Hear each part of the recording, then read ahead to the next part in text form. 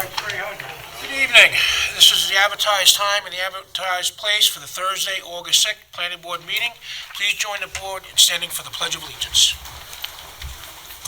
I pledge allegiance to the flag of the United States of America and to the republic for which it stands, one nation, under God, indivisible, with liberty and justice for all. Thank you and welcome.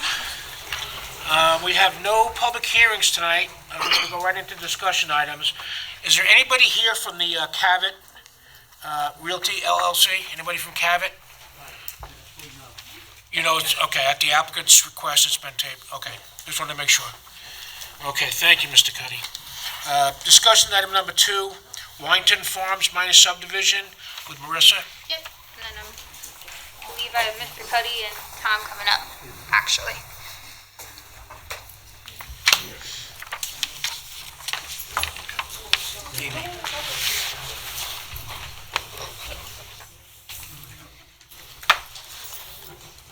How you doing? Good. Hot. Okay, if we could just get everybody's name first, please. Sorry, Charles Cuddy for the applicant.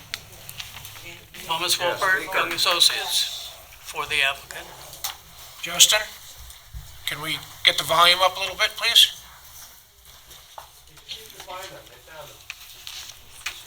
Wendy Fine, Wineton Realty. Okay, thank you. Welcome, everybody. Great, and then obviously for the record, Marisa Danowski, site plan reviewer. So I have in front of you guys today, it's a minor subdivision application.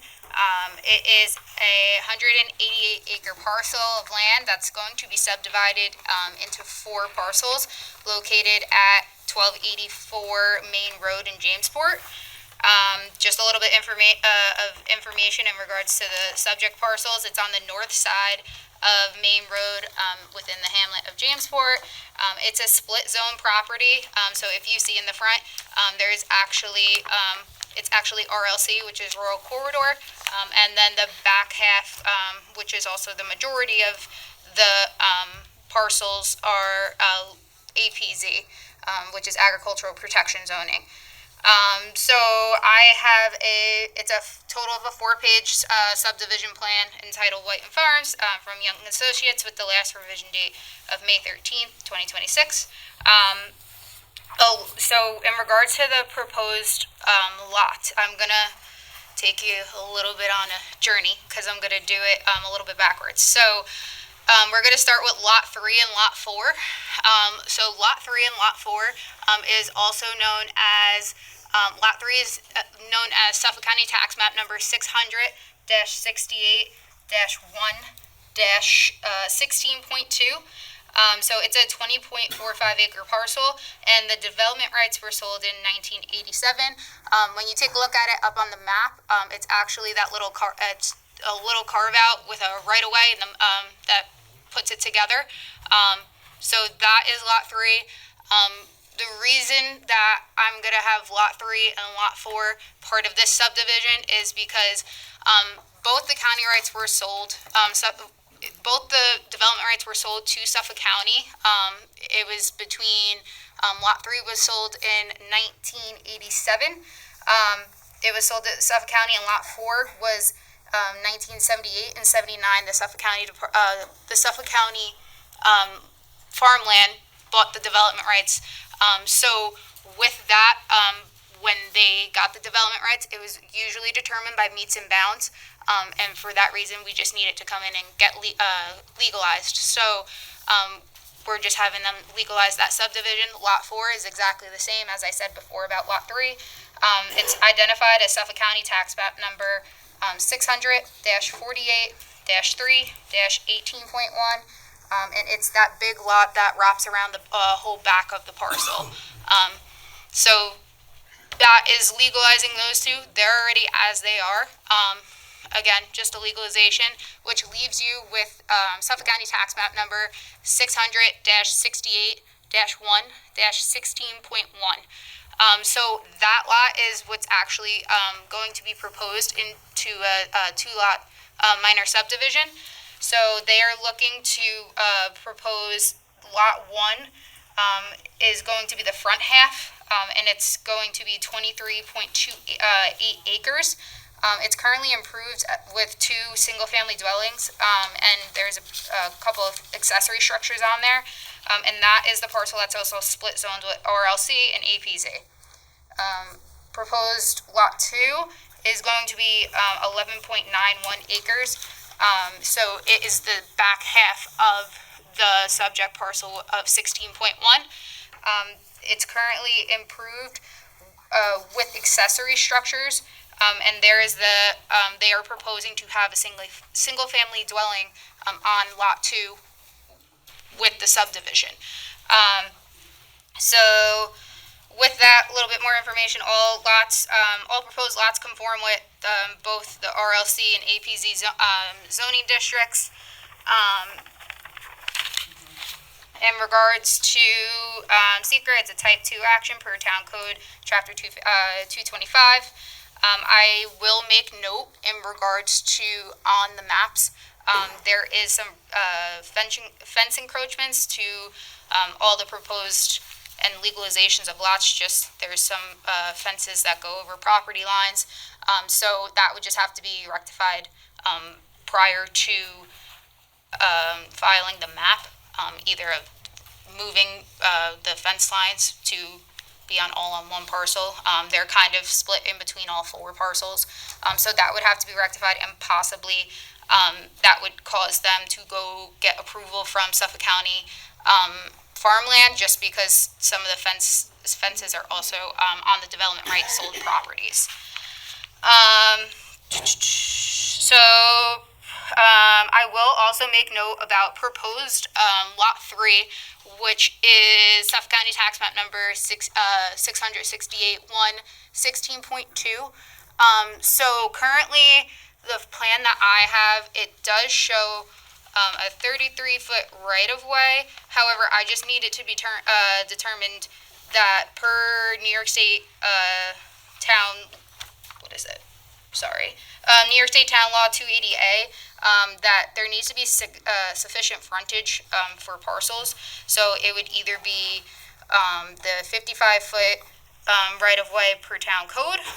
There's a 15-foot flag lot, so maybe dedicate, I don't know if we wanted to talk about possibly dedicating, making a flag lot out of lot 3, or to merge with lot 4. It's just a couple ideas I was throwing around out there. But other than that, there wasn't really much in regards to things that needed to be talked about in regards to lot 3 and 4.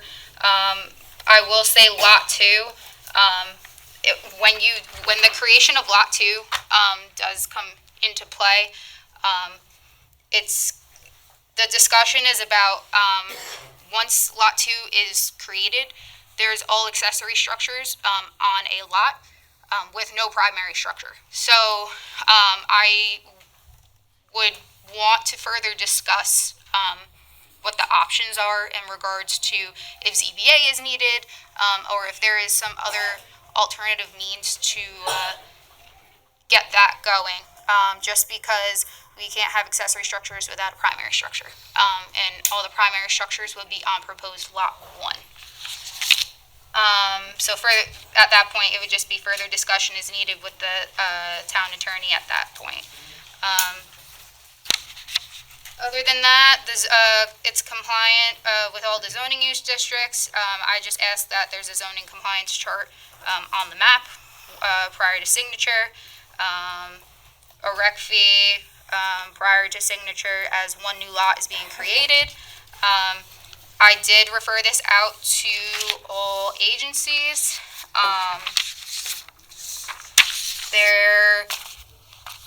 Riverhead Water, they said as proposed lot 1, the front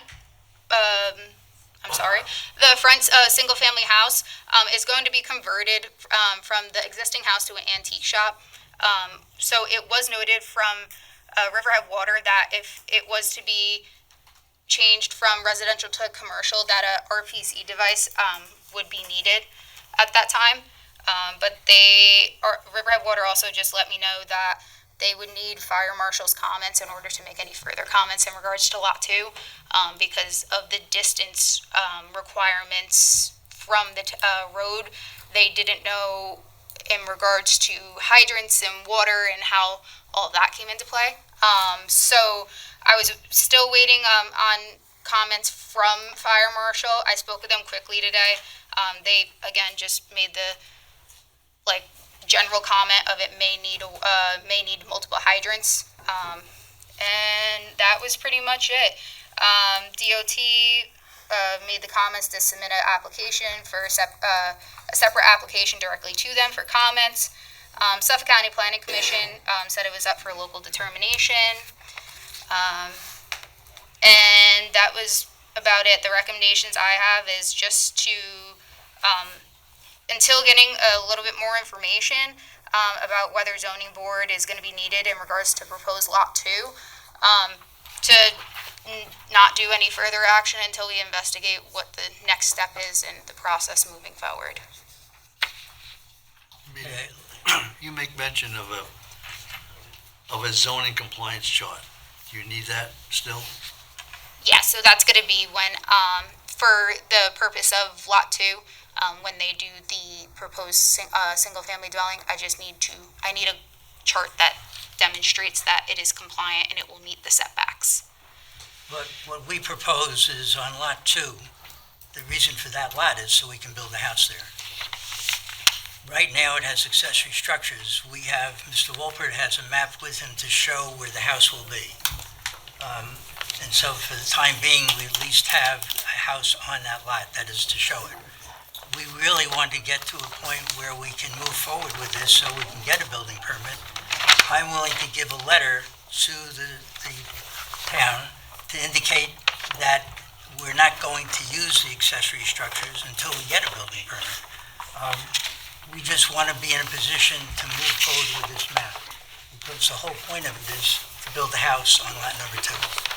And so I don't think we need to go to the zoning board if we're going to say to this board, that's what we intend to do. We'll give you a letter indicating that. I'll sign it. My client will sign it. We will show it on the map. We have a map actually tonight with it on. But we would like to go ahead. We're going to have public water in the house, a good distance, but that's what we're going to do. So we just want to proceed. 133 of these acres is preserved. So we're talking about 40 plus acres. And on those 40 plus acres, the front one, again, has an RLC part of it. We're going to use it for a store of some kind. But the one that we're concerned about is lot number 2, which is virtually 11 acres. And we want to get a house on that lot, and that's the reason we're doing the whole subdivision. So if I can give you that and the board would be satisfied, would help us a great deal to move forward. Department of Law? So I don't know if a letter would be sufficient, because if the subdivision map is finalized, then it would create a non-conforming lot. So we can't finalize the subdivision and it's almost a catch-22, because at the same time, they can't go to the building department right now for a building permit because they can't create 2 houses on the same lot.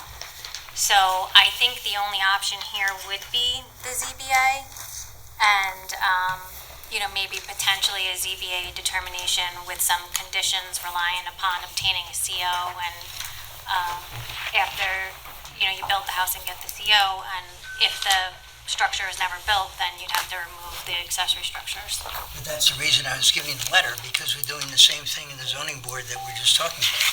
And that is to try and get this to a position where we can get a subdivision finished. And going to the zoning board is going to essentially do the same thing that we just talked about, which is saying, can we have this even though we don't have the house there? I mean, that's the problem. And we're trying to say we are going to have a house there, and we're going to show you the house, and we're going to commit to building a house. That's the whole reason we're doing the subdivision. So it just makes it harder and more time for us to go through that. It's not that we can't do it.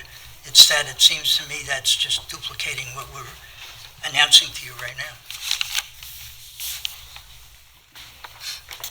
They can't make it a condition of the subdivision approval that you obtain a building permit. They need to approve the subdivision in order for you to get the building permit. So I can discuss it with you further in terms of what your letter states and things like that, but in my mind, it's ZBA. I think we're going around, but it just seems to me that all we're trying to do is to find a way to get a house on that lot. If somebody would give us a building permit, we'd start the building today, but we can't get that. So we're just saying to you, how do we get there by doing something that I thought was pretty direct and simple, and to say that's exactly what we're going to do, and the owner's going to sign that. I think that the owner is the one taking the risk at this point, because she's saying, I'm going to build a house there. And she'd be saying the same thing to the zoning board.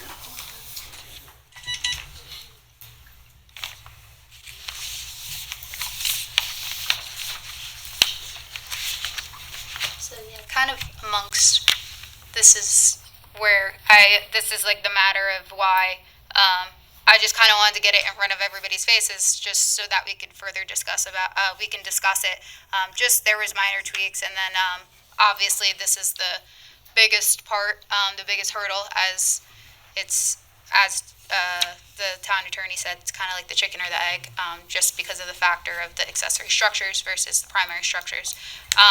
So I would say at this point, maybe just between legals, to further discuss it, and then either we can get the denial letter if it's going to go to ZBA, or if it is, they figure out a method that it could be, we can schedule it for a public hearing, and I'll set a resolution at that point when it's determined of which route is going to be taken. Mr. Cuddy, can you meet with Danielle during the I week? was going to say, can we put this over to the next meeting, and in that time, maybe we can come to a resolution?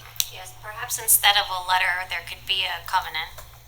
That's fine. We don't have any problem doing that. We can even maybe note the final map too, that structure needs to be removed within X years.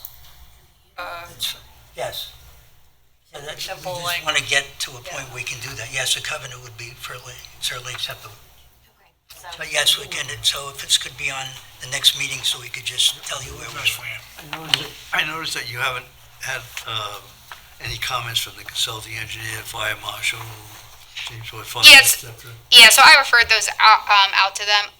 What I honestly believe is that I know that fire marshal has, I think they've been out, the chief fire marshal, I believe he's been out the past couple days. It's been referred out. I'm waiting to hear the comments back. Like I said, planning commission, they actually gave me a call because they wanted to make sure that they were looking at the map correctly, and they were a little confused. So I think it's the matter of how it was chopped up by the county all those years ago between 1978 and 1987, and I think there's just a little bit, it looks a little funky. It's pretty straightforward, to be honest, if you take out the components of the development rights parcels. It's a 2-lot minor subdivision, but I think it's just that looking at it, it kind of gets everybody confused, and it takes them a second to actually figure out what's going on. So I think I'm just waiting to hear comments back, because they're further trying to address exactly what is taking place. Marissa, just 2 questions. Tom, the proposed house on Lot 2, that's just to the east side of the swimming pool, I believe? That's where you have the proposed house for Lot 2?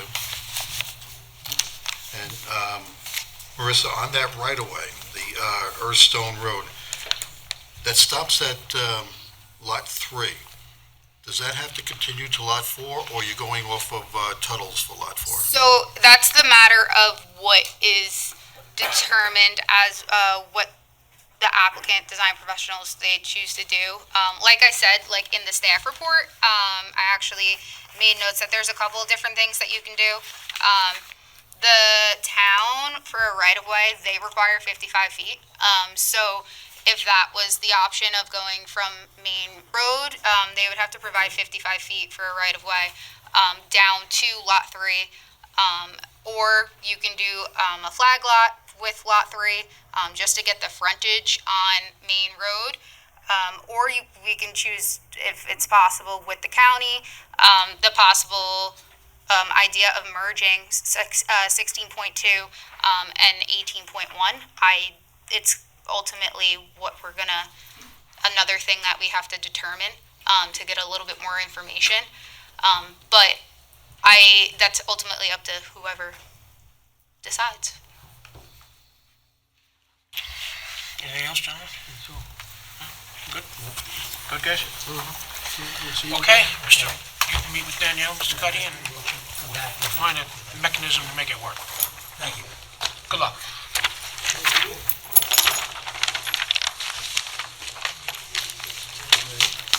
Okay, Seacrest Estate, major subdivision with Greg.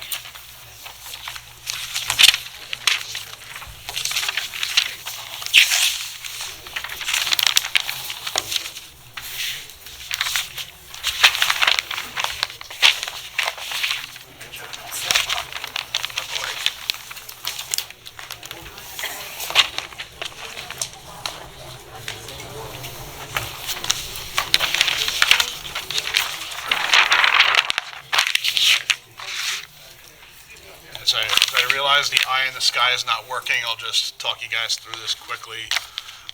As the board will recall, back in October of 2023, the planning board approved the 13-lot major subdivision of Seacrest Estates. At the time, it was known as Villas at Roanoke. It was a 13-lot clustered major subdivision of an approximately 11-acre tract. The property was split zoned between the Residence A40 and the Residence A80 zoning use district.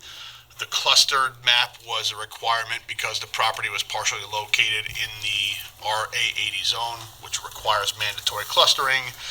So as a result of the cluster map, instead of lots being created having the minimum sizes of 40,000 square feet or 80,000 square feet in those respective zoning use districts, the lot sizes were made smaller in order to provide the open space buffer around the perimeter of the subdivision. Just as a necessary function of the clustering, with the lots getting smaller, the final plat included a schedule of dimensional regulations specific to this subdivision, which included reduced front, side, rear yard setbacks, and increased impervious surface coverage. Unfortunately, just kind of due to everyone's slight oversight, the plat did not include setbacks for accessory structures. So the developer made an application to put a pool on one of the lots that they're currently developing in that subdivision. The building department flagged it that, right now they're subject to a 20-foot setback, where the RA80 zoning use district would have had basically, they're trying to comply with the larger zoning use district on a smaller. Is it 20 feet from the property line or the non-disturbance area? Because that wasn't. So the property line follows the non-disturbance. The property, so it's 20 feet from the property line, which is difficult to obtain when you've inherently created a smaller lot than the zoning allows. So being that the zoning code requires a minimum of 40 or 80,000 square feet, and the final plat produced lots that range in size from 16,922 up to 29,729, which is roughly 50 to 70% of the size that's required in that zoning use district. I found it appropriate to just memorialize an accessory setback, by resolution of the planning board, so that we don't have to kind of go to the ZBA every single time they want to develop a lot and put up a pool or a shed or anything like that. So I do have a resolution for the board to establish accessory setbacks. That will be 10 feet from the property line, 10 feet from any other building, and 35 feet from a side street and rear line. The 35 feet from the side street and rear line would really only come into play up on Lot 1, which is up on Sound Shore Road. That 35 feet essentially mirrors the required front yard setback, so that if someone's traveling down Sound Shore Road, you wouldn't have an accessory structure 10 feet off that property line. It would be in line with the residence. So resolution for the board to establish those setbacks. and then the building department can just review their applications as they come in.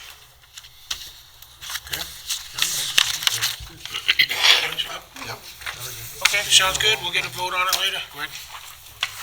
At this time, we're gonna open it up to discussion on resolutions. Anybody that wants to speak, come on up.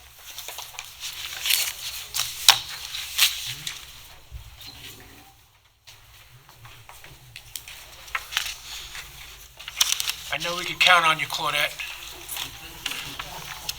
Evening, Claudette Bianco, Baiting Hollow. I would like to ask the property owner to do some maintenance because the grass is as tall as I am. There's a tree that's been hanging down since the storm in the winter and it's looking blighted. What resolution is your comment? 50, I believe. Brother Bear. Number 8, Cannabear, Big Brother. I don't know if there's a representative here tonight from Brother Bear? Can the board ask them to do some property maintenance? Thank you. Code enforcement. Hi, Chairman Dancieski and members of the Planning Board, I urge you to adopt Resolution 2026-050 tonight. This project is not ordinary farm construction. It is a massive, mechanically intensive place of employment beside publicly owned open space. Calling it a greenhouse does not erase its size, its equipment, its wastewater, its truck activity, or what will happen inside it. Type 1 classification is not a judgment against the applicant. It is a decision to examine the entire project before approving it. Please, if you do not already have done so, correct the dates and square footage discrepancies, describe the whole operation accurately, and pass this resolution. For months, residents have been asking one basic question: why was a building of this size and complexity being allowed to escape environmental review? Resolution 2026-050 finally answers that question. A project exceeding 25,000 square feet beside town-owned open space deserves a full environmental assessment form and coordinated agency review. That is exactly what SECRA requires. Please adopt the resolution tonight. Let the facts be developed before any decision is made that Riverhead may have to live with for decades. Thank you. Ma'am?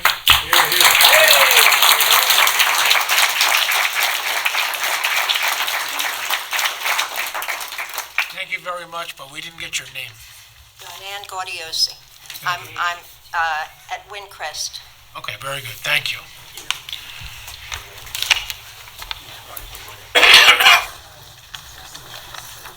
Good evening, I'm George Palmer. I live at the Windcrest East Development, and I'd like to again thank this board for its time and attention to the matter, specifically as it relates to the proposed resolution number 8 with Brother Bear Canna. I do believe that the board passing this resolution and designating this as a secret to requiring an environmental impact study is appropriate. And I do believe that the case law would back up this board, specifically in Framingham Closed Condominium Board of Managers versus Incorporated Village of Southampton. 205 AD 2nd 623, 613 NYS 2nd 257. And this is I think it's a 2017 case. It states specifically that in determination of significance of reviewing, the agency must look at impacts which may be reasonably expected to result from the proposed action and compare them against an illustrative list of criteria which is provided in 6 NYCRR 617.11. The list contains indicators of significant effects on the environment and includes actions which result in a substantial adverse change in existing traffic, noise levels, and or encouraging or attracting of a large number of people to a place or places for more than a few days compared to the number of people who would come to such a place absent the action, and a substantial change in the use or identity of the use of the land, including agricultural, open space, or recreational resources. So it would be my position that this case law here specifically, and there's several cases, I'm going to spare the board the time of me reading them all, that do support this position. This is a case where the actual land has been fallow for about 40 years. There has been no farming, there has been no growing. It is zone residential, there is a one-family residence on the property. The changes that Brother Bear is proposing are significant in the fact that they're going to have a 24/7 operation. They're going to have constant and consistent lighting that is going to create a glow which is going to disturb the natural light sky. This will obviously be more prominent during the winter months when it is dark at 4:30 in the afternoon. This is going to bring trucks, traffic, employees, which at Brother Bear's estimate would be approximately 25. I find it to be probably a lot greater based on the size and scope of the activity that they're proposing, as well as the revenue that they're going to be generating, or proposed revenue that they would generate. All of these changes of what the property is, what the property has been, to the uses that are going to be used are enough to trigger the secret 2 and require them to do the environmental impact studies of land, of water, of the traffic use, of the land use. The road is limited as to tonnage even. So there has to be restrictions on the types of trucks that would come in and out of there. All along that you've been hearing from the folks here at Windcrest, since this Brother Bear has come to town, you have heard from us repeatedly about this being an industrial operation that's being dressed up as a farm because they're putting a translucent top on a 31,000 square foot building. This is not just a farm. This is not your traditional farming. This is not traditional farming under the Ag and Markets rules. This is not traditional farming under Riverhead's town code, and that the actions that they're proposing and doing with this 5.3 acre property are definitely and clearly within this board's discretion to submit it down for a secret 2, and I ask that you do that. Thank you.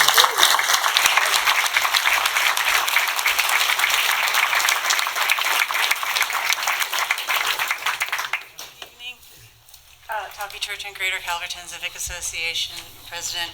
I would like to read you a very brief one-pager from Group for the East End. Before I do that, should you think that only Windcrest East is here, or maybe not all the people in the room here are from Calverton, could you raise your hand if you're from Northwoods Road, Foxwoods, or Windcrest East? And there you go. Thank you. And Deep Hole Road. So this letter is to address the resolution tonight, number 050, and it is from the Group for the East End. On behalf of the Group for the East End, I write to lend strong support for resolution number 2026-050, classifying the Big Brother Bear Canna application. I heard Big Brother earlier. I think really we mean Brother Bear, so we'll just go with that. Application as a type 1 action pursuant to SECRA. The resolution correctly classifies the proposal as a type 1 action according to section 617.4B10. The subject application is clearly not a standard greenhouse facility. It is critically important that the town of Riverhead understands and defines what the proposed structure is and what it is not before further processing of the application. The industrial nature of the project proposed within the APZ, if permitted, poses precedent-setting implications. This is not something new to you. I know it's on each of your minds. A completed full environmental assessment form, FEAF, will help to determine the potential environmental impacts of resource consumption, groundwater, community character, and protected open space, and further define additional characteristics, purposes, and intended uses of the proposed structure. Thank you in advance for supporting resolution number 2026-050. Please let me know if you have any comments or questions. I can be reached at jen@thegroup.org, so Jen Hartnagel. Thank you very much. Thanks for keeping your shields up. We feel it. Thank you.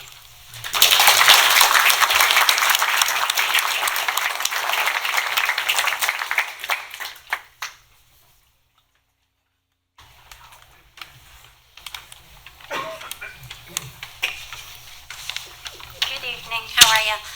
Christine Lynch. I live at 1508 Middle Road, directly next door to 1458. I have here here a resolution that was adopted by the town in November 20th of 2007, which is when the land was sold for the Open Space Committee. So it used to be part of a 46-acre parcel, which 5 of it was taken out and turned into a residential parcel.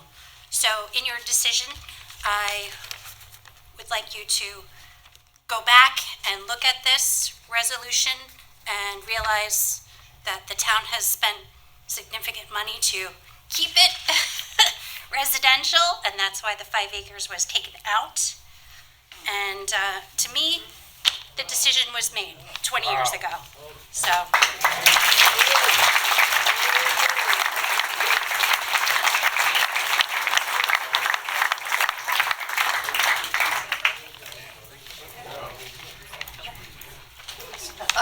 Yeah.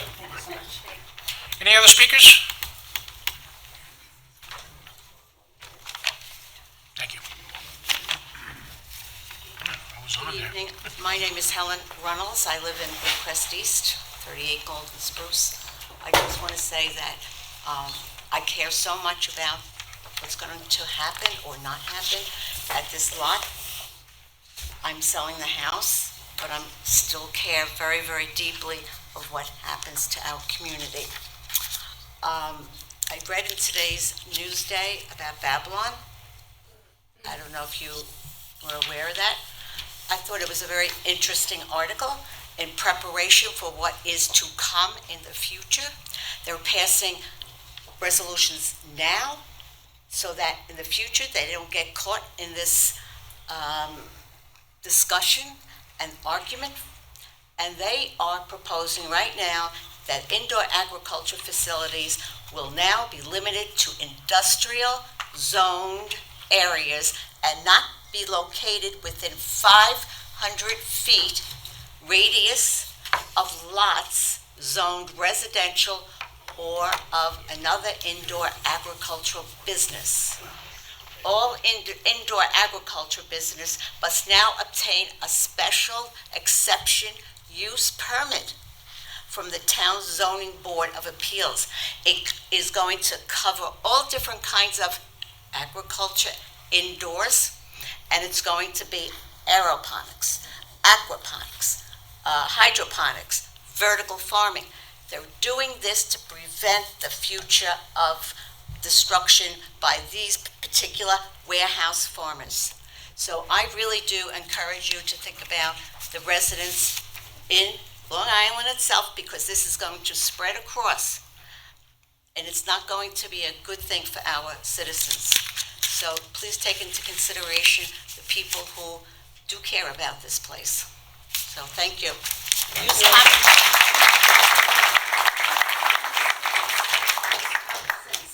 carte blanche of what everybody else wants to do. And the future of our environment too, that was one of the points that was made, is going to be, because of global warming, this is going to be our future in farming.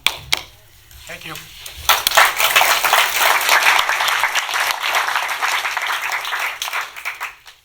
Any other speakers?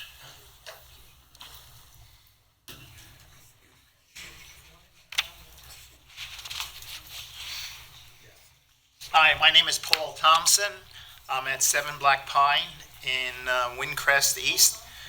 And I've been in security all my life. My grandfather started a business in 1917. My whole family's been involved with it. And we know that when you have a lot of security, you're concerned about protection against undesirables. And I think this type of product will bring a lot of undesirables. Do we want undesirables? No. Just address the board, please. Yes. Thank you. Okay, so I'm asking you just to kill this thing. Thank you. Thank you.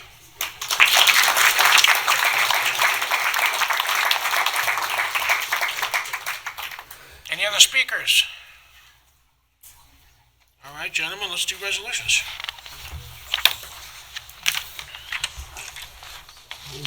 I'll move resolution 2026-043, Richard Anderson, Minor Subdivision, granting approval, extension.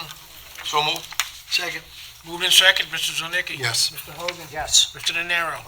Mr. Bear. Yes. And I vote aye, the motion carries. I'd like to move resolution 2026044, grants extension for the minor subdivision of Thomas Anderson. Second. Moved in second, Mr. Zilnicki. Yes. Mr. Hogan. Yes. Mr. Nenaro. Mr. Bear. Yes. And I vote aye, the motion carries.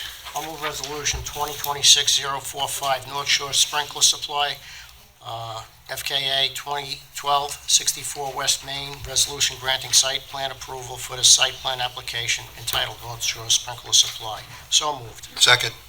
Moved in second, Mr. Zilnicki. Yes. Mr. Hogan. Yes. Mr. Nenaro. Mr. Bear. Yes. And I vote aye, the motion carries. 2026-046 is just tabled. Do we just table it, Greg? Oh, it's adjourned. Move to adjourn? Second. Second. Okay. Moved in second, Mr. Zilnicki. Yes. Mr. Hogan. Yes. Mr. Nenaro. Mr. Bear. Yes. And I vote aye too, and I just want you to know that this is at the applicant's request, not the town's.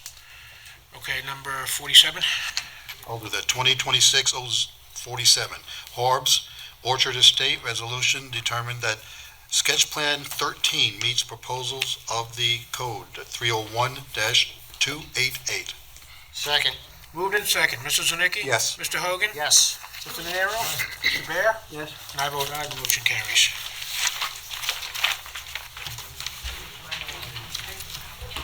Right, I'll move resolution 2026-049 from Manor Lane Minor Subdivision, granting extension of the minor subdivision. So moved. Wait, just wait. We missed one. You skipped one. I skipped it. Oh, I'm sorry. I mean, you've already moved 49, so maybe just vote on 49 and then go back to 48. We can do that. I'll second number 49. Moved in second, 49, Mr. Zilnicki. Yes. Mr. Hogan. Yes. Mr. Nenaro. Mr. Bear. Yes. And I vote aye, the motion carries. Let's go back to 48. Okay. I'll move resolution 48, granting extension of approval for the minor subdivision of Jet 139 at Sound Avenue in Jamesport. Second. Moved in second, Mr. Zilnicki. Yes. Mr. Hogan. Yes. Mr. Nenaro. Mr. Bear. Yes. And I vote aye, the motion carries. Mr. Chairman, before we get to resolution 50, I would just propose 3 minor amendments to correct typos. Page 1, we're going to correct the date right here. It says August 4th, 2026. We're going to correct that in 2 places to August 6th. And then on page 2, the last whereas on the page incorrectly lists a square footage of 27,485.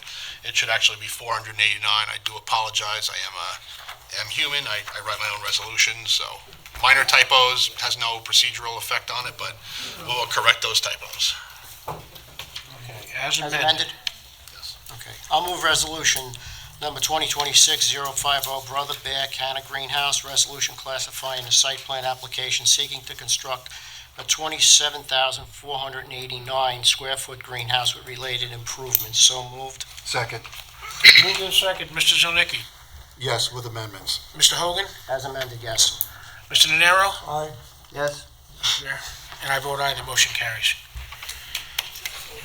Resolution 2026-051, Seacrest Estate Major Subdivision, resolution establishing setbacks for accessory structures. Second. Moved in second, Mr. Zilnicki. Yes. Mr. Hogan. Yes. Mr. Nenaro. Mr. Bear. Yes. And I vote aye, the motion carries. At this time, we'll open it up for public comments on anything you want to discuss. Are you ready? Sure.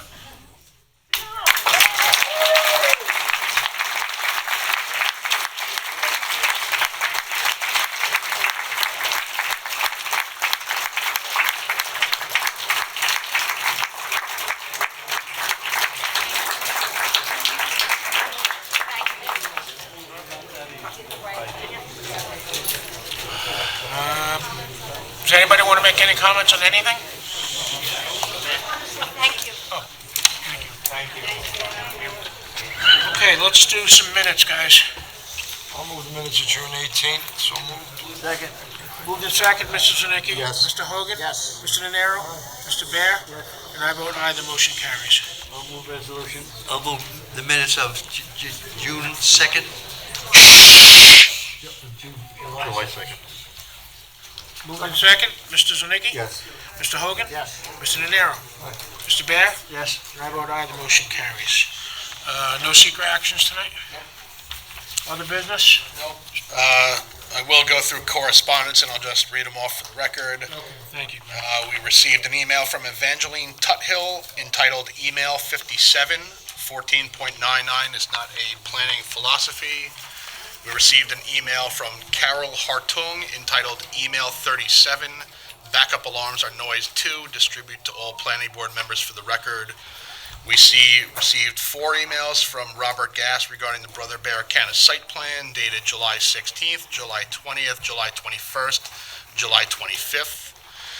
We received letters regarding 1458 Middle Road we received 3 letters from Frank Cavallero, one from Madeline Buczynski, Melinda Bantle, Donna Reggio Marks, Eric Benson, Vicky and David Payne, Diane and Leon Gordiosi, Paul Romer, Cynthia Arnold, Grace Blank, Chris and Maria Dorr, David Console, Steve Haber, Carmine Annabelle, Catherine Annabelle, Charles and Janice Spey, Diane Shortall, Grace Fischetti, Janet Ficara, Joseph Ficara, Catherine Ray Yakoboski. We received 2 letters from Lisa Salvato as well as Tony Giacaruso. We received letters also regarding Brother Bear from Borges, from Deborah Corcoran, Stuart Rock, Elizabeth Nels, Jerome DePayne, Katrina DePayne, Barbara O'Callahan, Kathleen Murray, Barbara O'Callahan, Michael Lunudo, Robert Gass. We received an email from Holly Grieve entitled Truck Movements Must Be Demonstrated. We received an email from Michael Laudo, says town experts should work for the town. Received an email from Kathleen Murray regarding APZ code. Received another email from Robert Gass regarding Brother Bear dated July 31st. Email from Mark Shortall regarding Brother Bear dated August 1st. We received another email from Robert Gass dated August 1st regarding Brother Bear. Received emails from Barbara and Kevin Donahue and Gary Shapshon dated August 3rd regarding Brother Bear. We received another email from Robert Gass dated August 4th, 2026 regarding Brother Bear. And finally, we received a email from Frederick Hausman regarding Brother Bear dated July 31st. Got a lot of pen pals. A lot of pen pals, yes, yes. Right. With that being said, our next meeting date will be Thursday, August 20th, 2026 at 3 p.m.